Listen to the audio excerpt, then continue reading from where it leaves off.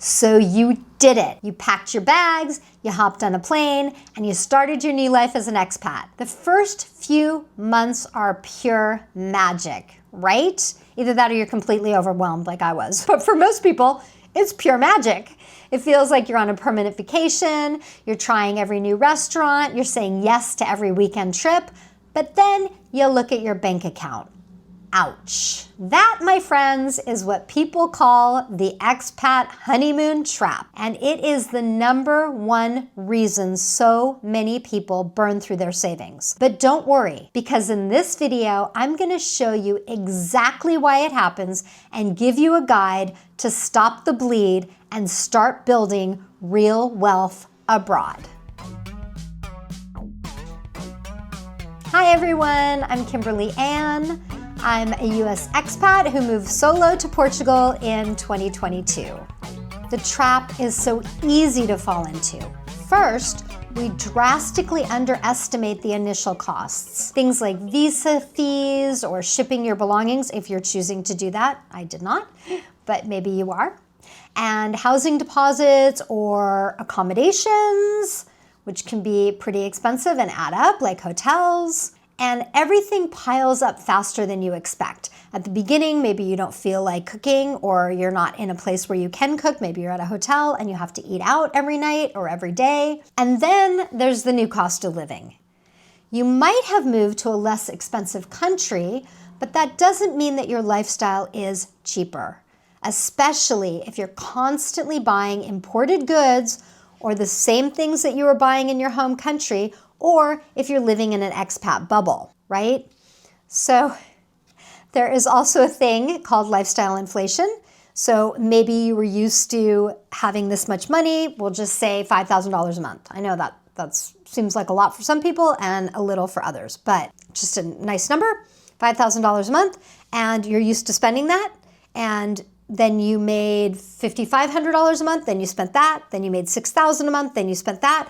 Okay, so let's say you move to your new country and you have $2,000 a month to live on, and that's what you spend. Or maybe you spend a little bit more and you spend your savings, but your passive income is only $2,000. That is a problem. You're probably just used to a certain level of living, and you're gonna have to adjust that. So no, you can't buy your favorite, whatever it is, your favorite hummus, we'll just say, from the UK, and there are stores here that have, I use that because there's a store here, not in Porto, but in the Algarve, that is just an import store from the UK, and they have the special hummus that apparently you can only get in the UK, and it is 2 or 3 times more expensive than the hummus you can buy here.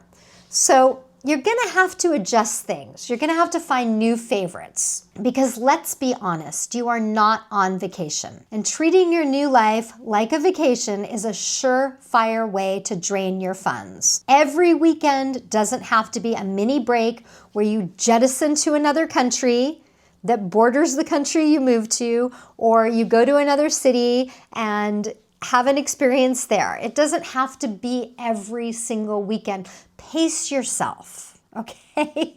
So how do you escape the trap? I'm gonna give you 5 crucial steps. I already gave you a couple ideas, but here are the down and dirty 5 crucial steps. Step number 1, get real with your budget. And I know this is really uncomfortable. Believe me, I hate this part, but it's gotta be done. You need to stop guessing, and it is time to track every single dollar, euro, peso, or baht, and create a detailed budget that separates your needs from your wants. And I have a film background, so we called it the above the line and below the line. And above the line are the things that you have to have. So in film, it was a director, a producer, the film itself. I'm old school, we actually filmed with film. So the things that you had to have, okay, in order to make it happen, make the film happen. So your above the line costs in this case would be your rent, your food, your utilities, your phone, things that you need in order to survive. I'm leaving off some things, but you get the picture. And then your below the line costs would be the things that you want to have. A massage once a month, your nails done, your dog going to daycare. I'm using mine for examples. These are things that I want, that I do budget for, okay? So separating your haircut, whatever. You're separating your wants from your needs. And you can do this on a spreadsheet. I actually do it as above the line and below the line, or you could do it on two separate note, pads, whatever. You can do it this way. This is my Portuguese from today, but you know what I mean. You can write it down. You can have, like I said, open up a notepad. It doesn't matter. Whatever way you do it, there are a bunch of apps that are fantastic for this. I've used those. I prefer a spreadsheet. That's what I use. But you need to know what is coming in and what is going out. That is really important, and that's step number one. Step number two is bank like a local. So if you can, right? Maybe you can't, but if you can, because using your bank from home might feel safe, but it can be costing you international fees unless you have Schwab. And then the Schwab ATM card does work. I don't know about all over the world, but it works in Portugal, and you don't have any international fees if you take out money from your bank account, your Schwab bank account, using your ATM. It's awesome. But other banks will charge you international fees if you take out money. And then the exchange rate, which fluctuates, right? So sometimes the exchange rate is really good, and sometimes, like right now in 2025, it's really bad. So when I moved here, it was much better. It was almost even. And now today it was 84 cents to the euro, which is really bad. So make sure that I actually check the exchange rate every single day, and you can do that for free. You can set a WISE alert, and it'll email you every day, regardless. Open up a local bank account if you can, as soon as you can. So in Portugal, to open up a bank account, you just need your NIF, which is, they call it a federal tax ID number. It's a little bit different than the one in the US, but that's what they call it. And you can actually go in and get that here yourself. But that's what you need to open up a bank account here in Portugal. And check, because things may change. So make sure you check before you do it. You can always go into the bank and ask, or check in whatever country you're moving to. It's also really helpful if you are moving money between countries that you do it through a service other than your bank. So maybe your bank says, oh, we can only do it through Western Union, and you're going to pay a lot. So what I use is WISE, and I will have a link below. I have an affiliate link, and you get something and I get something, and it's great. But you can also use Revolut. There might be others. I don't know of them, but I love WISE. So that's what I use, and that's what I recommend. We've covered the budget and the banking. But my next tip, live like a local, is the one that will literally cut your monthly spending in half and make your experience abroad so much richer. But before I break that down, if you're serious about creating a sustainable life abroad, take a second to hit that subscribe button, because my whole channel is dedicated to it. And you can also join my newsletter for some free downloadables that'll help you with your move. The link is below. Step number 3, live like a local. Now, I did hint at this earlier when I said that you might have to give up some of your favorite imported goods, but this really is the game changer. Shop at local markets instead of the larger markets or the import markets, and find out which markets have which prices. So what I mean by that is some markets are more expensive than others. And as an example, here in Portugal, there's a market called Continente, and it happens to be the most expensive market in Portugal, other than an import market. And I didn't know that. And so when I moved here, that's where I shopped, because they have a lot of them, they're really big. And then someone told me, things are more expensive there than they are at a different market like Pingo Doce or Auchan. So I did some price comparisons a little bit, and I found that they were right, or Lidl or whatever. So I do have a lot of friends that go to different markets for different things, different favorite things. I'm not that person. I don't want to I don't really have that kind of time, and I don't really want to take a whole day to go shopping at different markets. But regardless, certain markets have certain prices, and you might find that one market has eggs for, I mean, the eggs are really inexpensive here, but maybe one market has eggs for €2 and one market has eggs for €2.50 or something like that. So you can shop that way. But what I recommend and what I do is I shop at the local farmers markets. I shop at my local fruit stand, the fruteria, and if you're interested in learning more about that, I've got a video. I will post it up above. And yeah, I really, really like shopping at my local fruteria. I did get some comments from people that lived in Portugal that said their fruteria was more expensive than the markets, and that may be the case. But you'll know if you go into the market and see what fruit and veg cost in the market, and then you go to your fruit stand. So look around. Don't just say, okay, I'm gonna go here. Unless you're really overwhelmed and you need to do that for a few weeks to get your bearings. And believe me, I completely understand that. I've talked about that a lot, how it took me a few months to actually find a major supermarket. I couldn't find one. And I did make a video about that if you're interested. I'll put that one above.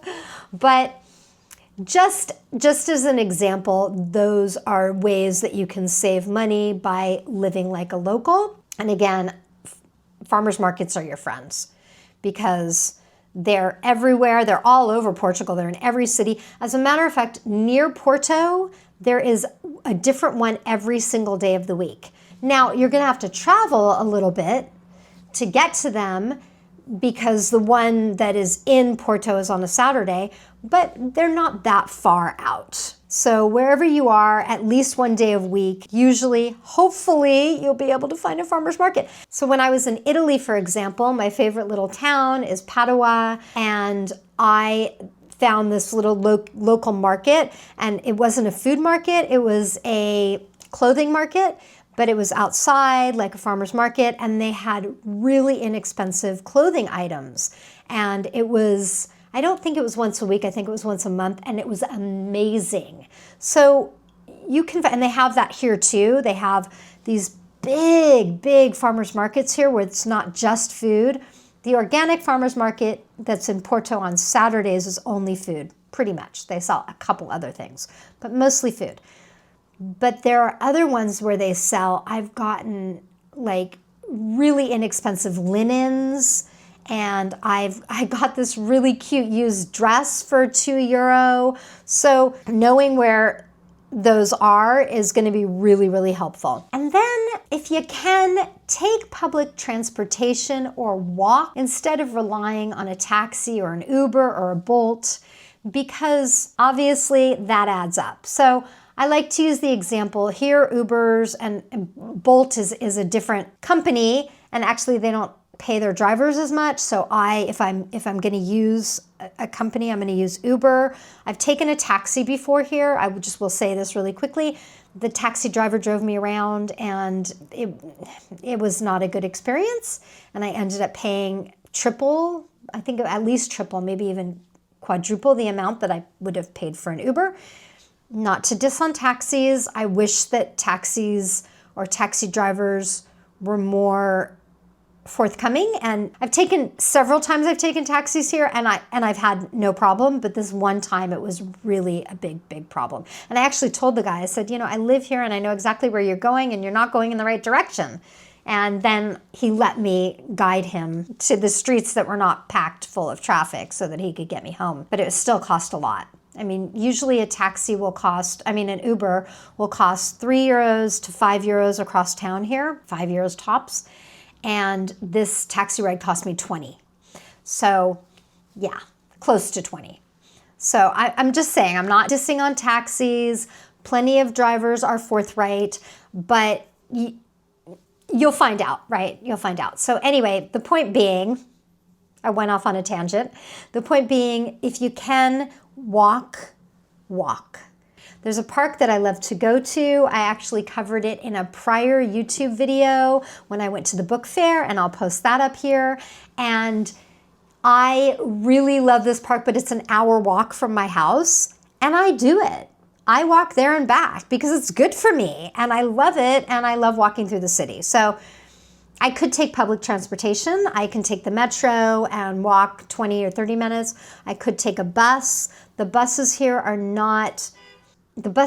don't often come on time, especially on a weekend, especially on a Sunday. I've waited up to 2 hours for a bus in the past. So, and I've had also good experiences taking a bus. So, but oftentimes they don't come when they say they're going to. So if you have a deadline or you have to meet somebody or something like that, personally, I don't take the bus. But if I have all the time in the world, sure. Walking is so good for you. And if you're able to do it, I highly, highly recommend it. And you'll save the money. So let's say you take an Uber twice a week and it's €5 each way. So you're spending 20 euros a week. That's 80 euros a month, which with the current exchange rate in the US is more like $100 a month. And that is a lot of money if you're trying to save money. So that's a way to save. And it's a fun way to save because you'll have an authentic experience, an enriching experience. You'll learn where you are. You'll learn your way around the city. I love it. I love walking. Walking's my favorite thing, and taking the metro is my second favorite thing. So, and you could get a metro card or a bus card, and that might save you money too if you take the bus every day. Definitely look into that.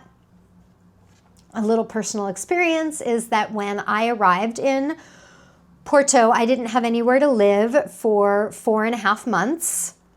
And so I had to stay in Airbnbs, and I ended up spending over $2,000 a month on accommodations. And I didn't have an option at the time, and it was terrible. And it really hurt my pocketbook, my bank account. And after a month and a half, I was distraught, and I started asking around, and I found an acquaintance that had a caravan that she let guests stay in the Algarve. And I went down there and I stayed with her for 2 months. And she did ask for a couple $100. I gave her a little bit more than that. And I also kept filling up her car with gas because at that time I didn't have a car and she was driving me around. And I really had one of my happiest moments, happiest experiences. I loved staying with her. I loved her farm. I left wanting to own a farm. They call them quintas here. But it saved me so much money. Now, maybe you don't have this option, but maybe you have another option. I know a woman who moved to Hawaii. She didn't have anywhere to stay for the first couple weeks while she was looking for an apartment, but she had rented a car because she had to drive around looking for an apartment, and she car camped. She slept in the car, and she said it was great. And this woman, wow, this woman is incredible. She's 10 years older than me, and she travels the world as a digital nomad full-time. So that's just an example. I know some people that like to go camping. Maybe you don't have the gear. Decathlon actually rents gear, so maybe you could look into that, or maybe you could find couchsurfing.com. I personally don't like that website, but other people have great experiences with it. I did not. I didn't have dangerous experiences. I just didn't have a great experience. So then another option that I really love is if you absolutely have nowhere to stay, where you've landed and you're looking around and you're semi-desperate and you don't have a lot of money to even stay in a cheap hotel, you don't have any friends, you don't know what to do, you can't go camping, you can't afford a rental car, totally understand that. There are things like Workaway. Workaway is one option where it's a work exchange where you work, obviously, for somebody in exchange for room and board. And sometimes it's not, they don't include meals, but oftentimes they include meals as well. And you have to make sure that it's not somewhere where they say you can park your van on our property. You have to make sure that it's somewhere that says they have a room that you can stay in. But I have so many friends that have done this and loved it. Friends my age, friends older, friends younger. It's a really great experience. You don't just have to do hard labor. There are some that are language exchange where you teach somebody's children English. There are some that are for cooking, where you cook certain meals or cook for the family. There are some that are for gardening. They have places where you can take care of animals. And then they have, of course, the bigger jobs like building a new house or building an in-law apartment or painting or renovating or something like that. There are a couple different organizations, so Workaway is one. I will put a link to Workaway, and the other ones that I have found, I think is Work Home. I forget the name. Anyway, I'll put links below, and it's just a great, great, great opportunity. So there you go. That's another way to save money. And then number 4 is build your emergency fund. This is really important. Living abroad is full of surprises and not all of them are good. So having an emergency fund of at least 3 months, if possible, or more if possible, worth of living expenses should be non-negotiable. It's your safety net for unexpected medical bills or a sudden trip home, or if you're working, a job loss. So I just really encourage you to do that. If you can't do that right away, put money away from other areas that you're saving in, okay? And try to build up that little emergency fund nest. And number 5, plan for the long game. So don't forget about your future. Continue making contributions to your retirement accounts. Understand your tax obligations in both your home country and your new country to avoid costly penalties, because if you don't pay your estimated quarterlies on time or you don't file on time, you can have some costly penalties depending on where you land and depending on where you're from. So if it all feels really overwhelming, this part of it, please consider seeking advice from a financial advisor or an accountant that specializes in expat finances. And if you need a referral, reach out. I've got referrals for accountants in Portugal and also for an expat accountant. But remember, the expat journey is slow and steady. By avoiding the honeymoon trap and implementing these financial strategies, you can turn your dream of living abroad into a sustainable long-term reality. You'll not only survive, you'll thrive. I would love to hear what your biggest expat money challenges are. Please share them in the comments below. If you found this video helpful, please be sure to subscribe, and you'll find more information on my channel about living abroad, and I look forward to seeing you in the next video. Ciao for now.